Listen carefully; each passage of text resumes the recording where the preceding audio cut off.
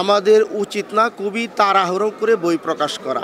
আমাকে সবচেয়ে বেশি প্রভাবিত করে নজরুল। বইমেলা নিয়ে আবেগ কোনোদিনই কোনো লেখকের কমবে না। আবেগ বা অনুভূতির জায়গা হচ্ছে একুশে বইমেলা।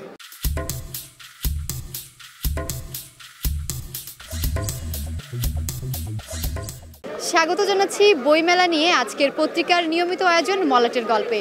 সঙ্গে আছি আমি ভূমি সারথী, আমার সঙ্গে আছেন ফখরুল হাসান। কথা বলবো আজকে ওনার সঙ্গে। কেমন আছেন? জি ভালো আছি, আপনি কেমন আছেন? আমি ভালো আছি। 2015 সালে আপনার প্রথম বই আসে। 2015 সালের বইমেলাটার 25 সালের বইমেলাটার পার্থক্যটা কেমন? প্রথম বই আসছে 2015 সালে। আত্মীয় স্বজন, বন্ধু বান্ধব, শুভাকাঙ্ক্ষী প্রত্যেককে জানাইছি। অনেক বেশি উচ্ছ্বাসিত ছিলাম, অনেক বেশি আনন্দিত ছিলাম। ভিতরে ব্যাপক পরিমাণে একটা আবেগ কাজ করতো। সব কিছু মিলিয়ে প্রথম বইমেলার স্মৃতি অন্যরকম। যেমন এইবার 2025-এ আজকে মেলা সম্ভবত 15 বা 14 দিন হয়ে গেছে, তারপরেও আজকে প্রথম আসছি। তার মানে হচ্ছে যে আগের থেকে আমার কাছে মেলার আবেগ অনেকটা কমে গেছে। একজন লেখকের লেখালেখির পরতে পরতে তার আবেগটা আরও বাড়ে, আপনার কেন কমে গেল কেন? বিভিন্ন কারণে আমার এই বছরের বইমেলাটা আমার কাছে আমার মন মতো না, বা আমি ওই রকম সময়ও পাচ্ছি না বলা যায়। যার জন্য এই বছরই ফার্স্ট আজকের দিন মেলায় আসলাম। হয়তো আসবো, সময় সুযোগ বা পরিবেশ যদি আমার অনুকূলে থাকে হয়তো আসবো। কিন্তু বই নিয়ে আবেগ বা বইমেলা নিয়ে আবেগ কোনোদিনই কোনো লেখকের কমবে না। লেখক যদি মৃত্যু পথযাত্রী হয় তবু উনি চেষ্টা করবে যে আমি অমর একুশে বইমেলায় যেতে চাই। এটি হচ্ছে একজন লেখকের আবেগ বা অনুভূতির জায়গা হচ্ছে একুশে বইমেলা। আপনার এইবারের বইমেলায় যে বইটি এসেছে সেই বইটি সম্পর্কে আমাদেরকে বলবেন। আমার এবার অনিন্দ প্রকাশ থেকে এসেছে কবিতার বই যে পথ ভুলে গেছো তুমি। আরও আমার দুটি কবিতার বই স্টিল নাও আছে বাবুই প্রকাশনীতে মন মন্দিরে সেই তুমি এবং বিভৎস চিৎকার নামে দুটি বই আছে। এছাড়াও আমার শিশুতোষ অনেকগুলো বই আছে এবং আমার দুটি গল্পের বইও আছে বিভিন্ন স্টলে।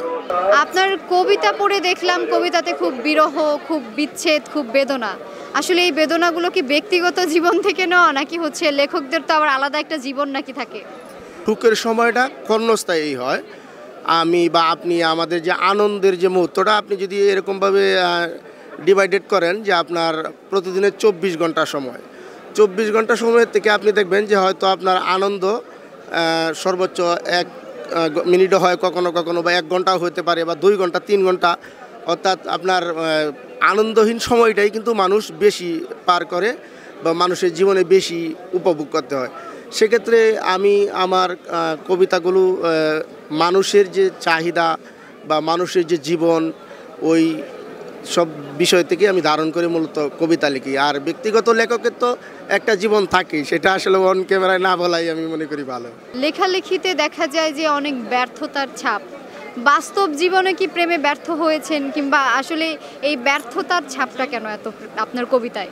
আমি এইভাবে বলতে পারি, পুরো পৃথিবীতে যদি একজন মানুষ থাকে সংসার জীবনে সুখী, সে ব্যক্তিটা আমি। কিন্তু প্রেমের ক্ষেত্রে যদি বলি, সে আমি একজন ব্যর্থ প্রেমী। আপনি তো বেশ কয়েক বছর ধরে লিখছেন। নতুন লেখকদেরকে আপনি কি বলতে চান, কিংবা তাদেরকে ওয়েলকাম করতে চান কি বলে? বলতে গেলে আমি নিজেও নতুন। হয়তো আমার এই যাত্রাটা বই প্রকাশের যাত্রা 10 বছর হয়েছে। সেক্ষেত্রে আমি নিজেও এখনও সাহিত্যের পাঠক বা সাহিত্য চর্চা করি।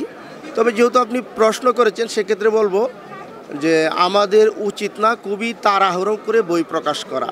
বই প্রকাশ করার আগে মিনিমাম প্রতিষ্ঠিত কোনো লেখককে দিয়ে বা বাংলা সাহিত্য বা বাংলা ব্যাকরণ ভালো বুঝে এরকম কাউকে দিয়ে পাণ্ডুলিপিটা অবশ্যই সম্পাদনা করে বই প্রকাশ করা উচিত। এবং একটা পাঠক শ্রেণী হওয়ার পর আমার বা আপনার যেই হোক তাদের বই করা উচিত বলে আমি মনে করি। এটুকু হচ্ছে আমার পরামর্শ। আপনার পছন্দের কবিকে কিংবা কার কবিতা দেখে আপনি অনুপ্রাণিত হয়ে কবিতা লেখা শুরু করেছেন? প্রেম, বিরহ বা রোমান্টিক দিকে যাই তাহলে জীবনানন্দ দাশ আমার অনেক পছন্দের একজন কবি, এবং আমাকে সবচেয়ে বেশি প্রভাবিত করে নজরুল। আমার এমন লেখা আছে যেমন এই বিভৎস চিৎকার, এরকম আরও কিছু বই আছে আমার, যে বইগুলোতে মূলত প্রতিবাদী কবিতা বেশি। যদিও আমি বিরহ নিয়ে বেশি লেখালেখি করি, কিন্তু প্রতিবাদের কবিতার সংখ্যা আমার কম নয়। সেক্ষেত্রে নজরুল আমাকে অনুপ্রেরণা যোগায় প্রতিবাদের ক্ষেত্রে। আর প্রেম বা বিরহ বা রোমান্টিকের যে বিষয়গুলো, আমি জীবনানন্দ দাশকে ফলো করি। ধন্যবাদ আপনাকে আপনার মূল্যবান সময় থেকে আমাদেরকে এতটা সময় দেওয়ার জন্য। আমি খুবই আনন্দিত এবং আজকের পত্রিকাকেও অসংখ্য ধন্যবাদ।